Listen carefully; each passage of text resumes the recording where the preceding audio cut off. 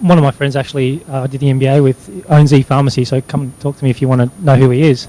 But I'd also recommend approaching like sports science organisations, maybe elite athletes like Grant Hackett actually has asthma, I believe I heard on the news the other day.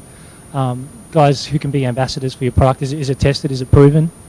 Yeah, it's all it's all validated. We're currently looking at Emma Sosal, the triathlete, who's going to the Olympics. I would, as much as possible, document what has been proven and how it helps the airflow. Put the stats on the site as proof. Get them to give you a testimonial as well. If you can get an elite athlete or some sort of public figure for you, that's gonna really help you. Just with that, like a star profile, their YouTube video up there on the front, that'll be very powerful, like the testimonial. And so, but also obviously the joint ventures, because really it's not so much individual orders coming to the site. You want to get the big guys like the e-pharmacy.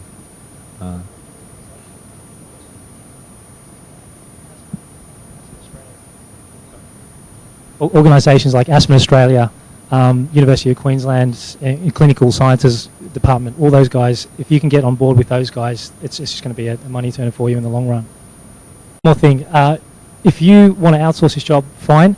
What you would do is you go to article sites, get every single article you can on asthma, create another tab called articles or research, whatever it is that targets your audience, pump it full of content, and that's going to help you greatly.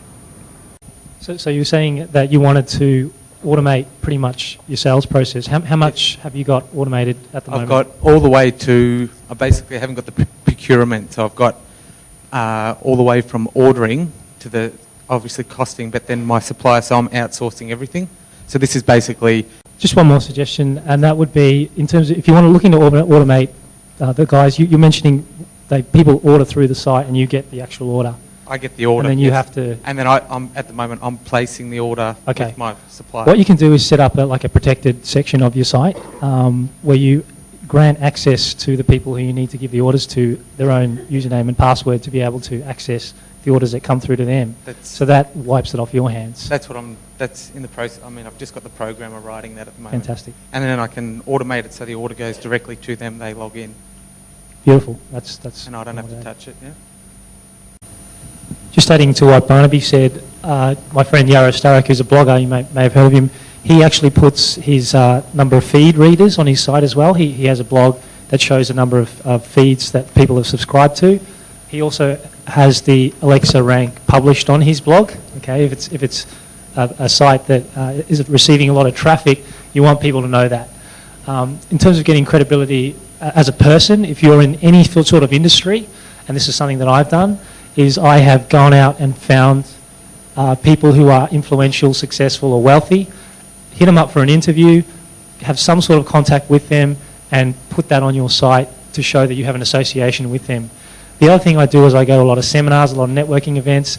If I see or find someone who I believe might be able to help me through an association, I always carry my camera around, I get a photo with them and I publish that on my site.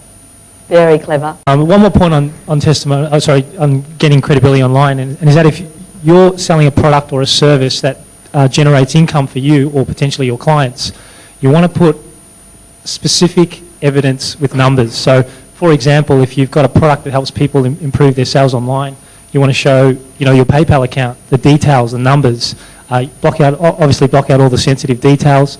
If you've got a product that people mail order, put in the actual receipts that you're getting to prove that you're producing that amount of money, and that's been very powerful in selling me for a lot of products. Just on points like we've got quite a few questions, guys. So let's keep it really quickly. Another site that I've come across recently is moneybookers.com, and they are very similar to PayPal. I think their fees are a little bit better, and they're sort of growing as well. And if you are looking at doing like a launch or something big where you're expecting a lot of sales coming in, I would try and contact that company. Some people actually, some companies do allow, like PayPal will assign someone to your account to make sure that you're not peddling drugs or anything over that period of time, and you can liaise with them if anything goes wrong with the payments. Just one more thing to add to that, and that is put a donate button on your site, nice and easy for people to donate if they want to. You can also use all the marketing principles you've learned this weekend.